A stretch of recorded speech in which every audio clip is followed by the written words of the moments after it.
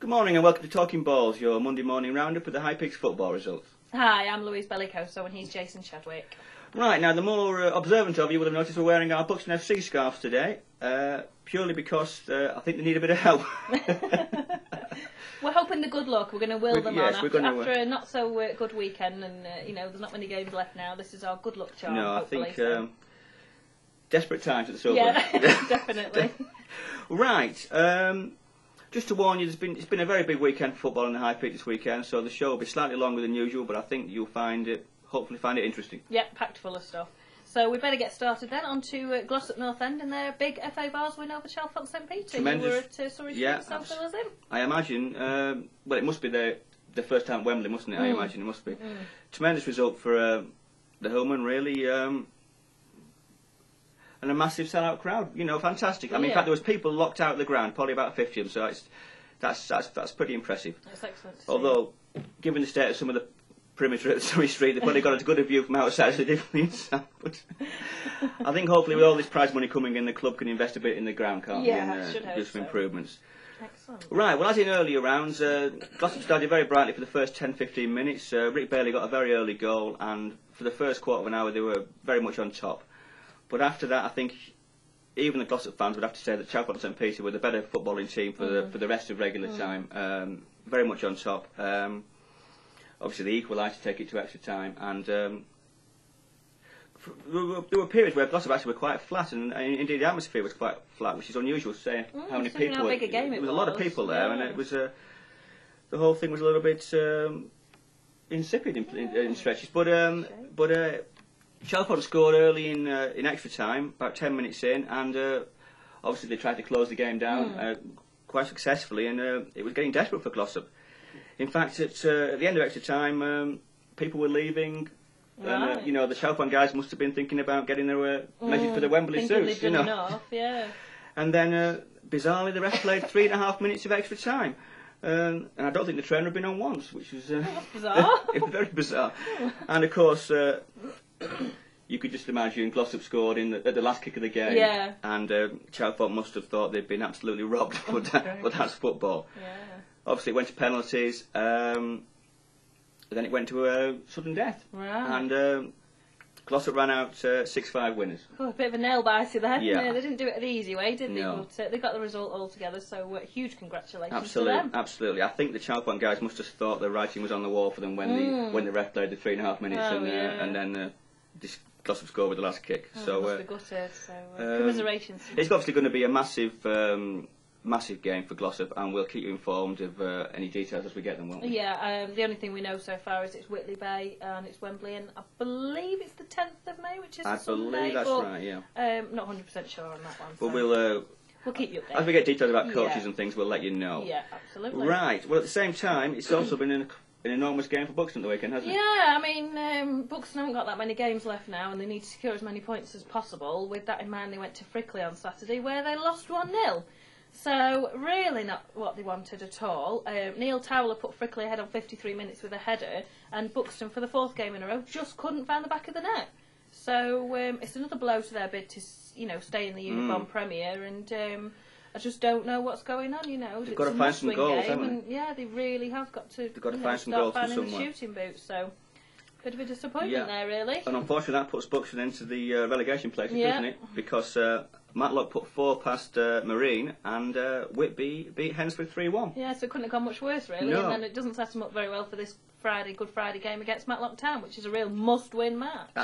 Yes, I mean, obviously it's a local derby. Well, I mean, that's gone beyond the 6 points, hasn't it now? Absolutely, it's probably the biggest game in many years.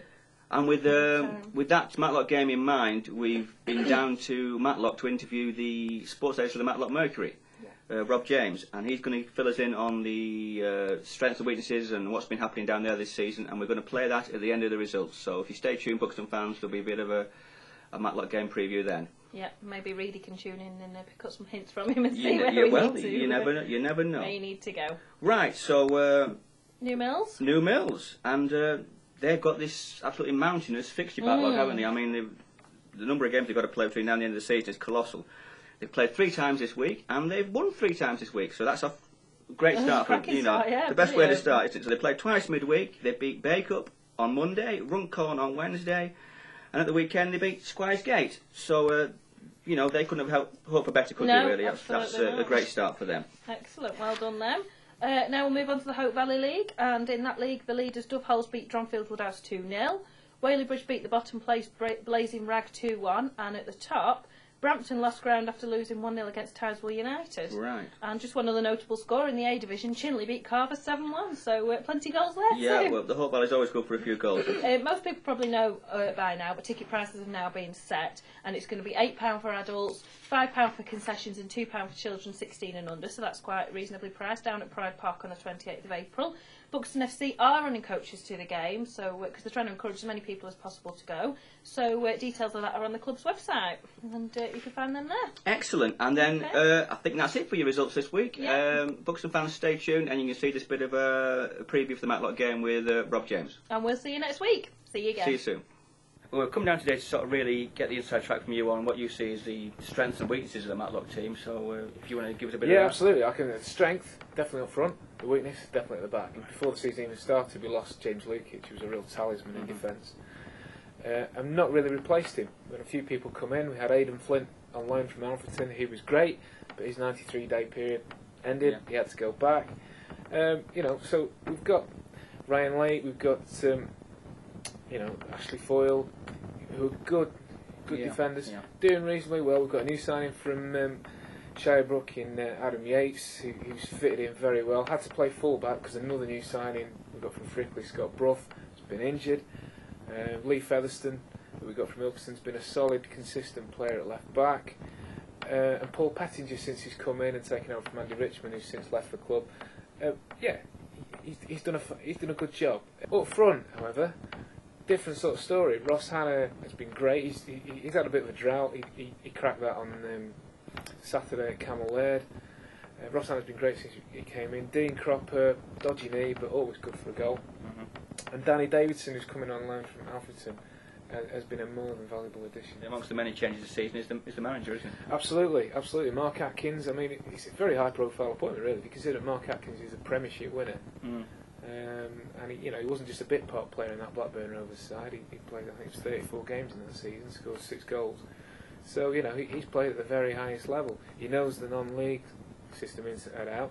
He's obviously worked with John Reid in the past. Yes, of course. So they know each other. So that's going to be an interesting clash. Atkins has made them harder to beat, no doubt about that. Sometimes, though, they still lack that bit of leadership, Atkins has said himself, still that little bit of leadership that will carry him over the finishing line.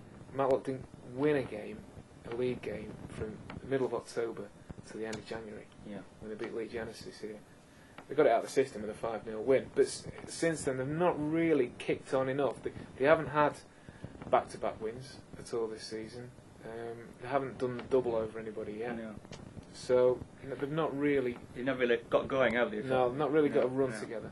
Obviously, Buxton won the league game at Causeway Lane, which was a huge blow to Matlock, who at that time looked like they were on a bit of a revival, but that really stopped them in the tracks. And then, of course, Matlock won the Unibond League Cup game, 3-2. So, 1-1 in games this season, but this one, it really is what it takes, isn't it? It's going to mean. I know the win down here the other week certainly gave Buxton a big psychological lift, as well as obviously the points were vital, but it lifted the whole team. Absolutely, and the extra thing about it being Buxton Matlock and the rivalry that exists between the two teams and the two sets of fans makes it doubly important. Right. Well, I think we both agree that the cup game it's not marginal, but it's certainly not a priority, is it, for either team? I know John Reid isn't viewing it as a priority at all. No. Icing on the cake kind of thing if things stay up. But how's the feeling down here? I mean, are they getting excited about the cup, or is it? They're excited about the fact, certainly, that A, they're playing against Buxton, and B, they're playing at Pride Park. Yeah. I know there's been a bit of a debate about this up in Buxton because it's a long way for you guys to go. I don't think the venue was viewed as a great decision. It's in the same way it wasn't down here. I think the club here were very happy, weren't they, with the Pride Park? Yeah, they were. I mean, you could argue that Saltergate might have been a better compromise. Not as far for Buxton to go. It's only just up the road for us. But and you're going to have to question. I mean, Pride Park largely empty. It's going to be, hopefully there's going to be 600-700 people there, if not more. Yeah. But it's a Tuesday night. It's going to be a bit echoey, isn't It's it? going to be deserted, isn't it, frankly? I mean, I know they've only opening one stand, so everyone will be together, but even so, it's going to be... It is. I mean, it's a great opportunity for the players to get out there and play on an immaculate surface, and, you know, they'll get to play some fantastic football, I'm sure, and hopefully it'll be a really, really entertaining game. Right, well, that's smashing, Rob. Thank you and good night.